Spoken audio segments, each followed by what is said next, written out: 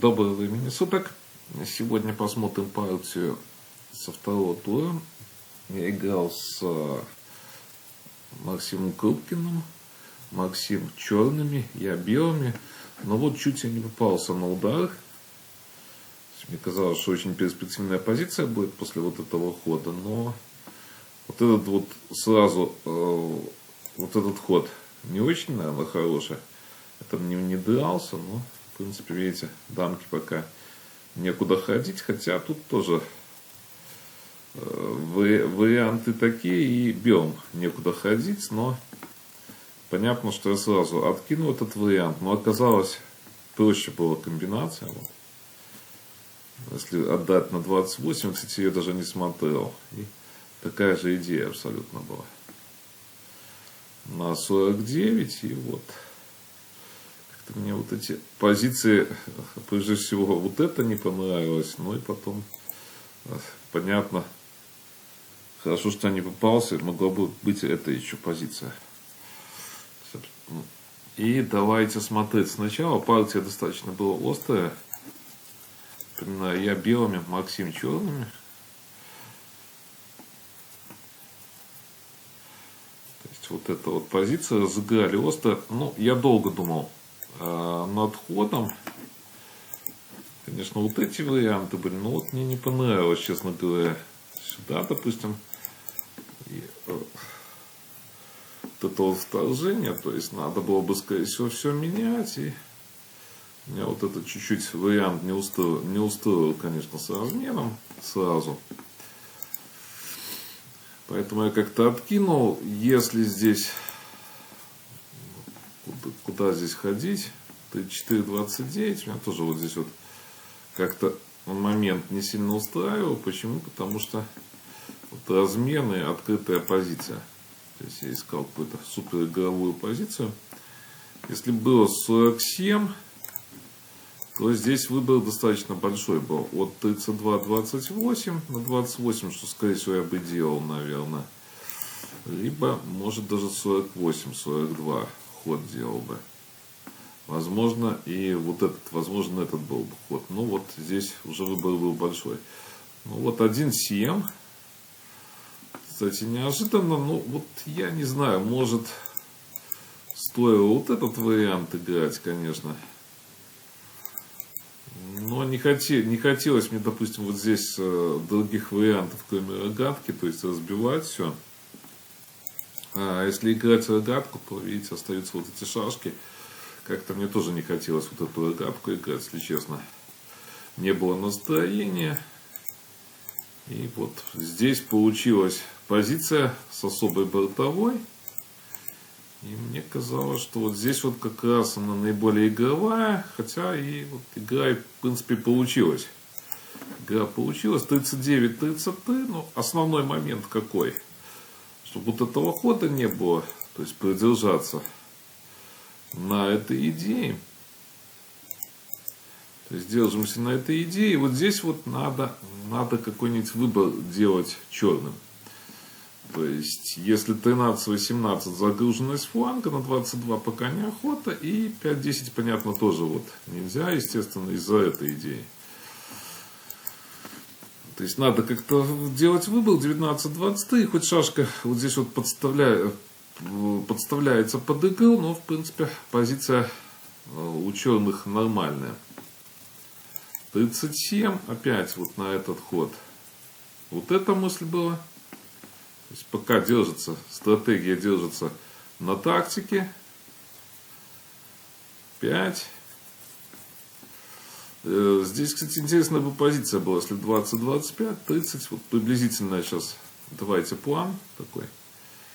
И если 18-23, хотя не обязательно ход 18-23, можно было вот таким образом сыграть. 41-36, 7 то есть, и 23-29 нельзя, потому что можно еще и такую комбинацию провести.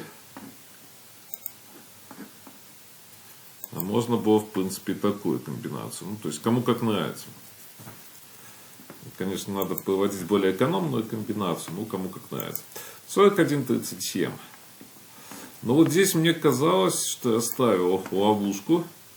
на 12-18, 33-29, то есть идеи какие? 47-41 и 40-35.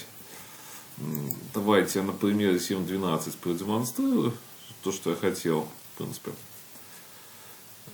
Но здесь, кстати, хотел, не хотел, но вот есть эта идея. То есть чисто запугивающая идея, наверное, была. И очень интересно, кстати, здесь бы игра была. Почему я, собственно говоря, показываю вот эти идеи. И вот как-то с ударами здесь не совсем все хорошо. Помните стандартные удары?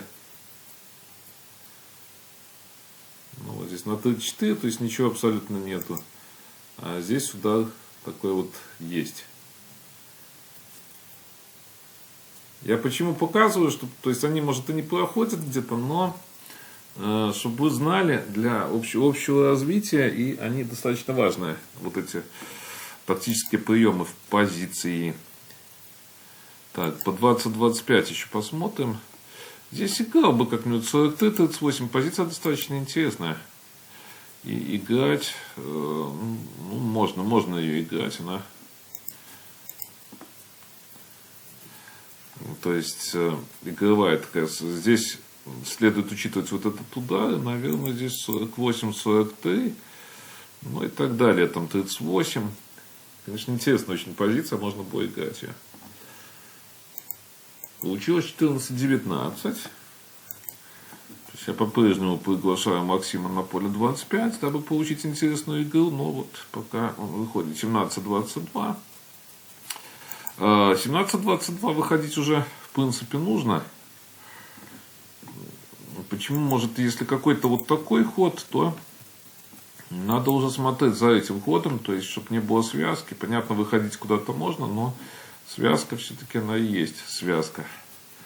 Связка, она везде связка, поэтому ее надо опасаться. 17-22. Ну вот, пошел 20-25, 40-35. Какие-то у меня еще мысли. Мысли были, конечно, с разменом, но вот шашек много, мне кажется. Шашек очень много разменивается, поэтому как-то мне не хотелось играть. И тем более, ну вот мои шашки вот эти все уходят на борт. Понятно, если оценивать так позицию, она гораздо похуже у белых, потому что шашки вот эти неудачные. Может, просто если чисто с игровой точки зрения, то она, конечно, такая острая, но я не думаю, что стоило ее играть, потому что вот эти все-таки вот эти слабости перевешивают плюсы остроты игры. То есть 12-18 и 20-24. Ну вот здесь, конечно, если был размен, то, наверное, бы играл вот эту вот позицию. И как всегда, как я уже говорил неоднократно, что очень острые позиции возникают с особой бортовой. Поэтому, наверное, шашек-то мало по 11, но позиция такая была бы игровая. То есть подвел бы 37. И вот как-то с этой шашкой на эту слабость бы играл. Я считаю, что вот эта слабость... То есть где-то на 17, то я думаю, что ну, были моменты, там 35-30, захватить центр, как я потом в конце партии сделал. Что-то похожее, точнее сказать, не так, но что-то похожее. Но, тем не менее, попроще было бы. Ну, а здесь на 22, так шашка, я считаю, что ну, достаточно нехорошо стоит, и можно было на нее играть. Так, 34-29. Ну, вот здесь вот 19.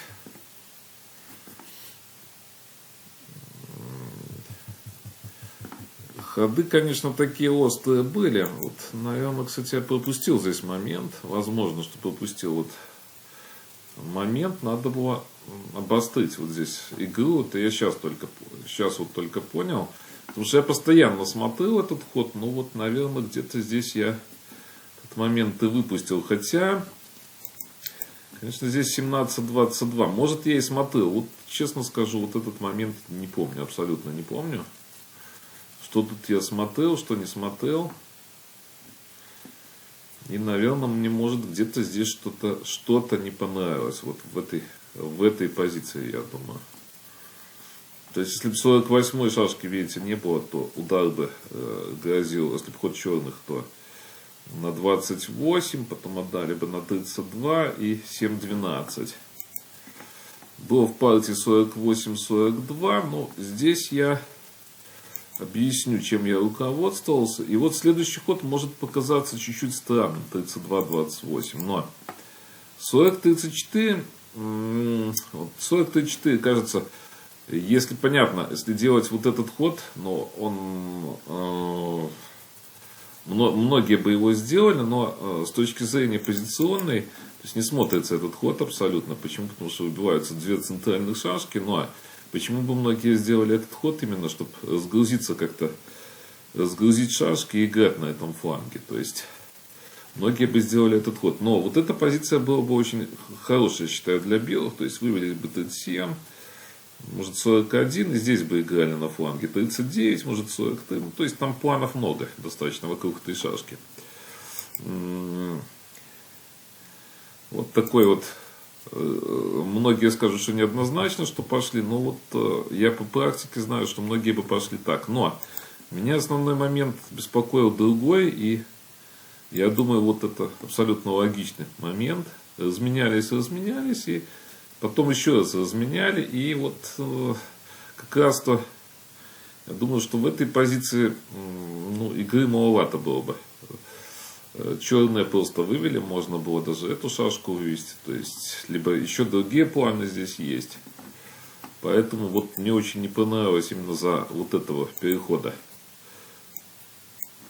32-28, вот я считал здесь, что у меня шашка, можно было, конечно, я бы, может, даже, кстати, больше устроило, но достаточно Максим, кстати, быстро побил на 22. Я бы, может, даже больше устроил вот этот перебой. Перебой именно играть вот на эту шашку. То есть 38-32 началась бы игра на эту шашку. И вот не получилось бы того, что получилось в партии. Тут такая вот стратегическая маленькая давочка была бы.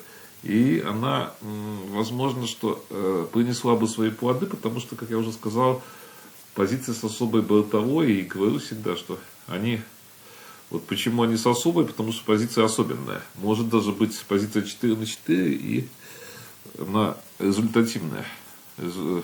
Почему вот эти вот позиции надо очень аккуратно играть.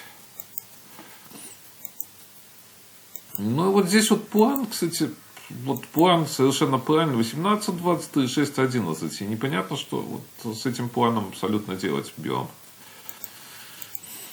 То есть получилось здесь, я считаю, после вот этого хода, далее, получила, конечно, хорошую позицию. Кстати, у меня со временем тут уже вопросы были, но, допустим, как-то если 42 ходить, то есть 8, вот эти ходы мне позиция вот эта совсем не нравится, то есть шашек нету абсолютно на фланге у белых. Игры, я думаю, тоже, кстати, нету. То есть с точки зрения игры не понравилась мне эта позиция. Вот здесь вот позиция пошла 24-19. Комбинацию эту, конечно, я видел. Но вот надо было, видите. Но тем не менее, она очень эффективная тактика, я бы сказал, в стратегическом плане. То есть она мешает вот эти вот осуществить планы, потому что 38-32 я, допустим, считал, что позиция очень у меня перспективная. То есть где-то даже так, какие моменты, сейчас я вам расскажу даже. Вот, допустим, здесь мы ходим, наверное, даже так. То есть, видите, вот этого хода нету. За вот этих тактических идей. Что-то похожее. То есть тут завязывалась очень сильная игра. И вот я, честно говоря, издали рассчитывал на эту позицию. Не то, что издали, там неожиданно у меня были вот эти вот передвижения, честно говоря, тут чуть-чуть не совсем ожидал я эти передвижения. То есть где-то не 13-18, 17, 22 и так далее ожидал. Но вот здесь где-то я не видел этих идей. Именно 38-32. Мне вот где-то за ход, может за два, казалось, что все очень перспективно. Но, видите, все упирается в тактику, и вот ничего не получилось. Так, дальше 24-19. Ну, получил тут я не хорошую, считаю, что позицию еще, ну, в конце. Но вот здесь, конечно, я просчитался, скажу честно, просчитался. Потому что я вот считал, что вот сюда нельзя. Почему? Потому что вот эта вот комбинация идет. Но здесь оказывается просто. Вот сейчас я посмотрел свежим взглядом, и позиция-то выиграна. Надо было, конечно, вот здесь, надо было играть 28-23, и спокойненько бы играл вот эту позицию. Ну, непонятно, к чему бы она привела, конечно, но играл бы эту позицию, наверное. Точнее сказать, надо было играть эту позицию, естественно. Здесь 38. Так, еще здесь момент был интересный с этим ходом. То есть нельзя было этого хода делать. Тоже вроде бы перспективный ход, но вот тактика мешает. Видите, тоже надо 38. И сейчас автоматически, ну, подхватывает. Хорошо, конечно, подхватывает. То есть не дает делать 42-37.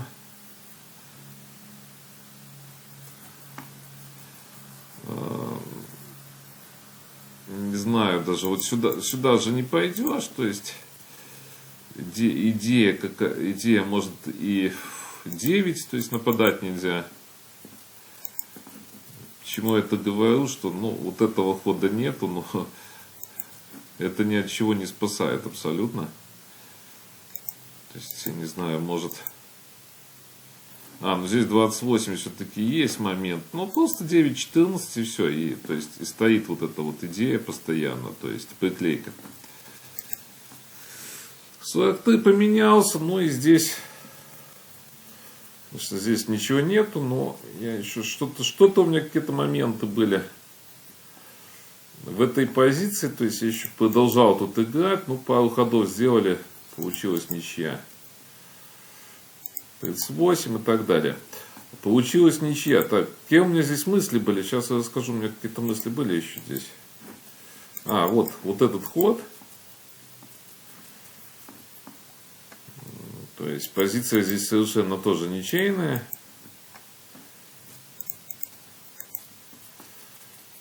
Оппозиция в пользу белых, но здесь, конечно, позиции не будет. Черные убегают просто от позиции и так далее. Ну вот, я считаю, что интересная у меня партия получилась с Максимом Крупкиным. Напоминаю, это второй тур, и чемпионат Республики Беларусь продолжается. Сегодня, когда будет опубликовано это видео, будем играть мы третий тур. Ну и сегодня будут играть еще плюс девушки. Итак, до новых встреч!